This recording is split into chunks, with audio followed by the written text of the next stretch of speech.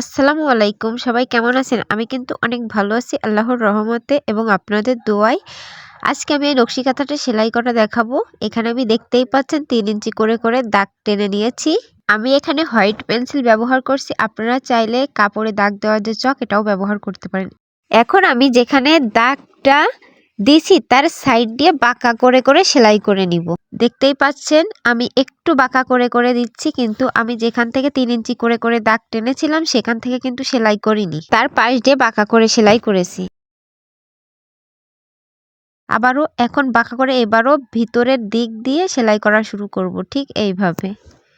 আসলে সব তো মুখে বলে বোঝানো সম্ভব না, আপনারা একটু ভিডিওটা দেখে বোঝার চেষ্টা করবেন। আর বাস্তবে কাঁথাটা কিন্তু অনেক সুন্দর। এখন আমি আবারও বাঁকা করে সেলাই করে নিব।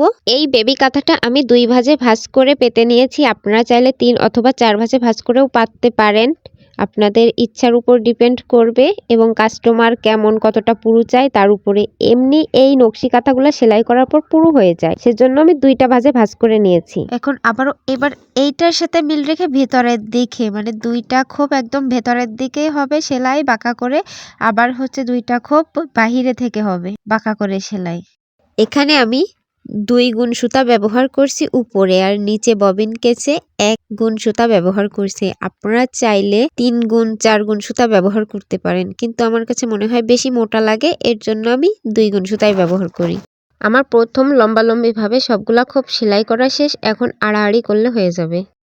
এবার আঙুলের সাহায্যে আমি দেখিয়ে দিলাম, ঠিক এইভাবে বাঁকা করে খোপটা কেটে নিতে হবে। দেখতেই পাচ্ছেন সম্পূর্ণ বাঁকা, কিন্তু যেখানে মেন যে খোপটা সম্পূর্ণ কিন্তু বাঁকা দেখাচ্ছে। কিসের মতো বোঝাবো আমি বুঝে পারতেছি না।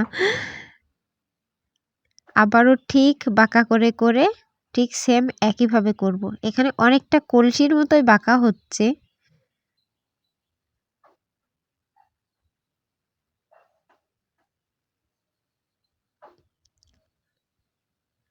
আপনারা যদি নকশি কাঁথার ভিডিও অবশ্যই চান তাহলে আমাকে কমেন্ট করবেন, কারণ আমি অনেক রকমের নকশি কাঁথার ডিজাইন করতে পারি। আপনারা যদি সাহস যোগান তাহলে অবশ্যই আমি এরকম ভিডিও করে আপনাদের দিব।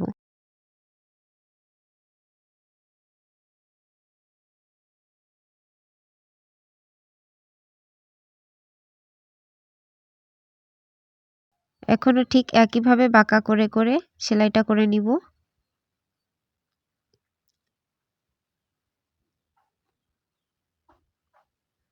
আমার সেলাই করা শেষ, দেখতেই পাচ্ছেন এখন মোটামুটি কেমন হয়েছে সেলাইটা।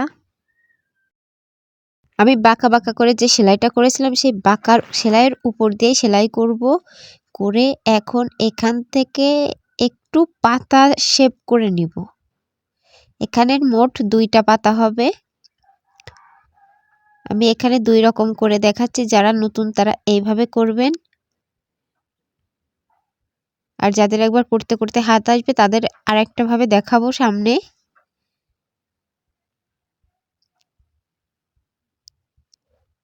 একটু টাইম লাগবে, কিন্তু আপনারা যখন 2-3 বার প্র্যাকটিস করবেন তখন দেখবেন এমনিই হয়ে যাবে। অনেকের আবার 2-3 বারও লাগবে না, প্রথমবারই পেরে যাবে। এই যে খোপটাতে আমি আঙুল দিয়েছি ওইটাতে কিন্তু হবে না, তার পরেরটাতে শুরু হবে ফুল দেওয়া। এখন এই যে মাঝখানে একটা খোপ কিন্তু বাকিই থাকবে, তার পরের খোপে আবার পাতা হবে। এই খোপটাতে দেখতেই পাচ্ছেন আবারও পাতা দিচ্ছি।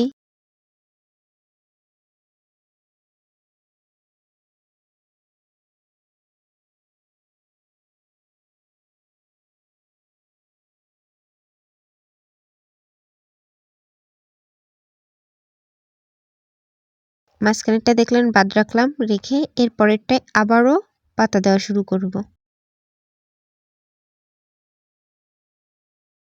আপনারা চাইলে এই পাতাগুলো একদম ছোট করে দিতে পারেন, কিন্তু আমি একটু বড় করেই দিচ্ছি।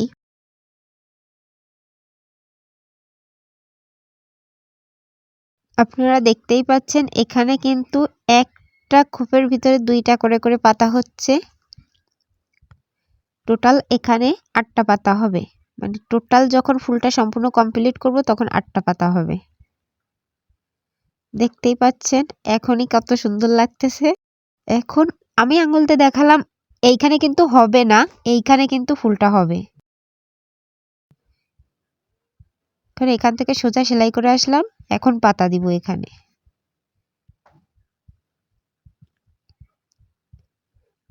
কারণ আপনারা যদি এক এক খোপটা বাদ রেখে যদি পাতা না দেন তাহলে হবে কি এখানেও জড়াই যাবে এবং খুব খারাপ দেখাবে, পাতা একটার সাথে একটা লেগে যাবে। সেজন্য একটা খোপ বাদ রেখে রেখে অন্য একটা খোপে আমাদের পাতা কমপ্লিট করতে হবে।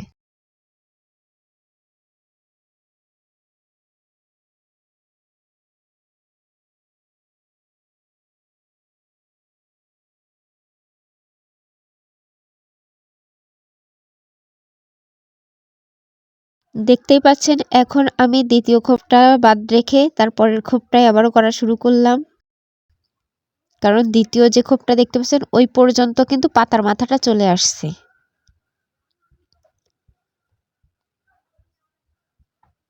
এটাকে পাতাও বলতে পারেন, আবার চাইলে ফুলের পাপড়িও বলতে পারেন। আমার সুতাটা শেষ হয়ে গেছিল, একটু লাগিয়ে নিলাম, নিয়ে আবারও সেলাই শুরু করলাম।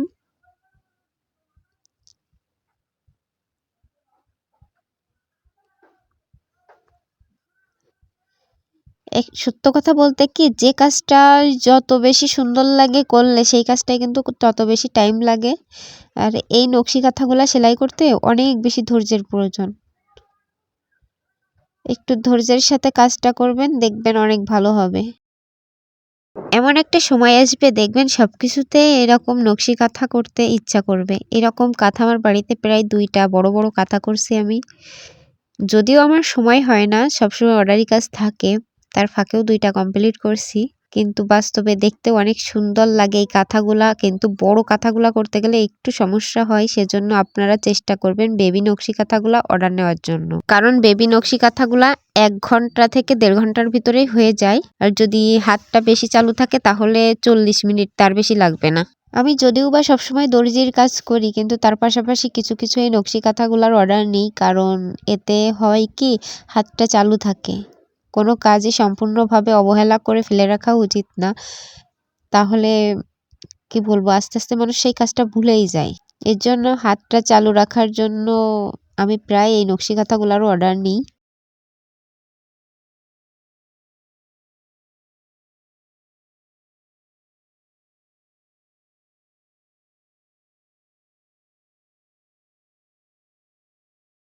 সেম একইভাবে আমি সবগুলা পাতাই কমপ্লিট করব।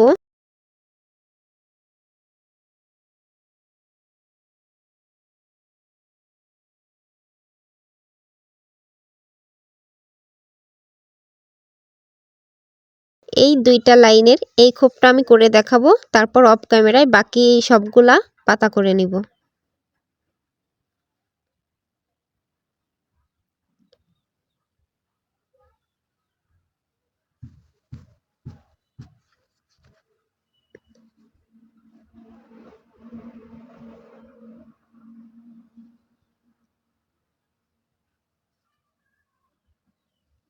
এখন আমি ঠিক এরকম ভাবে অফ ক্যামেরায় সবগুলা পাতা করে নিয়েছি, দেখতেই পাচ্ছেন।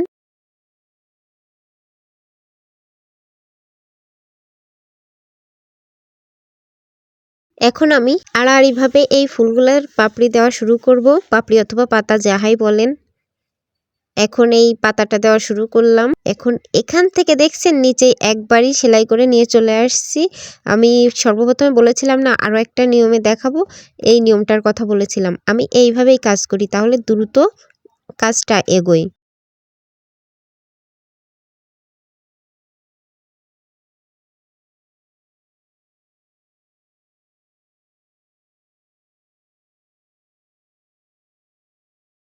এখন আমি আবারও দ্বিতীয় ফুলটা শুরু করলাম। এখন এই ভিতরের খোপটাতে পাতা দিব। মানে এই পাতাটা সম্পূর্ণ দেওয়ার পর 8টা পাতা হবে, 8টা পাতাই দেখতে মনে হবে ফুলের পাপড়ির মতো।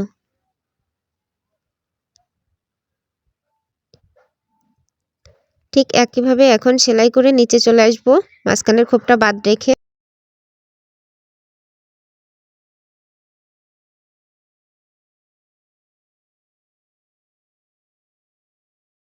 আপনারা এই নকশি কাঁথাগুলো করার সময় 2 গুণ সুতা দেওয়ারই বেশি চেষ্টা করবেন। কারণ যদি 3-4 গুণ সুতা দেন তাহলে জড়াই যাওয়ার সম্ভাবনা থাকে এবং কাজ একটু দেরিতে এগোয়। কিন্তু একটু সেলাইটা মোটা দেখায়, এই ছাড়া আর কিছুই না।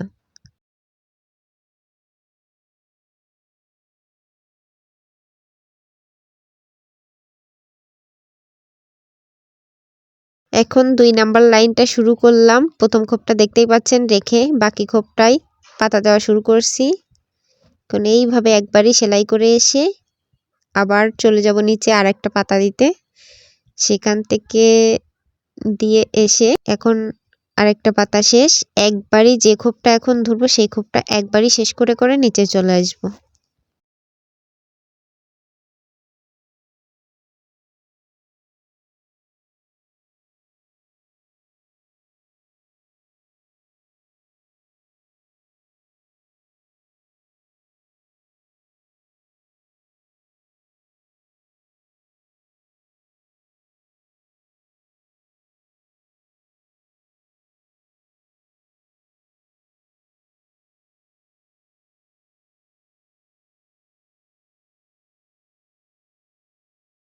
আর এই ভিডিওটা দেখে যদি কোথাও আপনাদের বুঝতে সমস্যা হয় তাহলে আমাকে অবশ্যই কমেন্ট করে জানাবেন।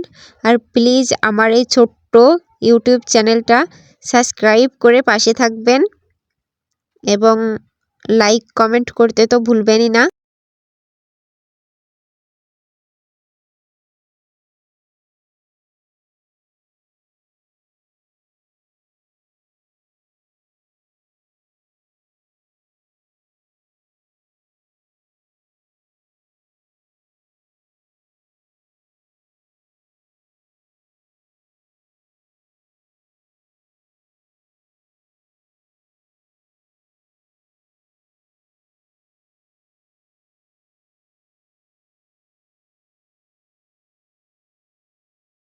যদিও ভিডিওটা অনেক বড় হয়ে গেছে তারপরে আমি ধীরে ধীরে করে দেখাইছি, আপনারা চাইলে স্কিপ করতে পারেন, স্কিপ করে করে ভিডিওটা দেখতে পারেন।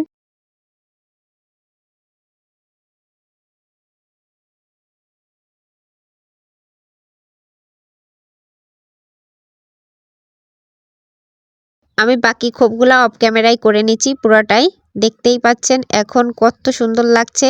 নকশি কাঁথাটার নিচের সাইডটা তো দেখাই দিলাম। এই কাঁথাগুলা বাস্তবে অনেক সুন্দর। সবাই ভালো থাকবেন, সুস্থ থাকবেন। আল্লাহ হাফেজ, দেখা হবে পরবর্তী কোনো ভিডিওতে।